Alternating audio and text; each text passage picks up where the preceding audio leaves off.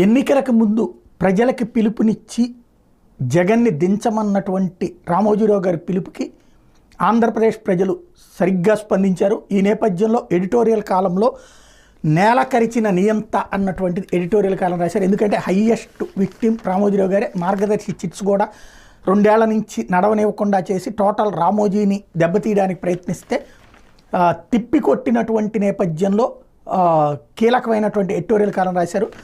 5 కోట్ల ఆంధ్రుల సమిష్టి విజయం ఇది. జగన్మోహన్ రెడ్డి రూపంలో రాష్ట్రానికి దాపురించిన పీడ విరగడైన విశేష సమయం ఇది. జనం తిరగబడి ప్రభంజనమై విరుచుకుపడి జగన్ నిరంకుశ రాజ్యాన్ని కుప్పకూల్చిన చారిత్రక సందర్భం ఇది.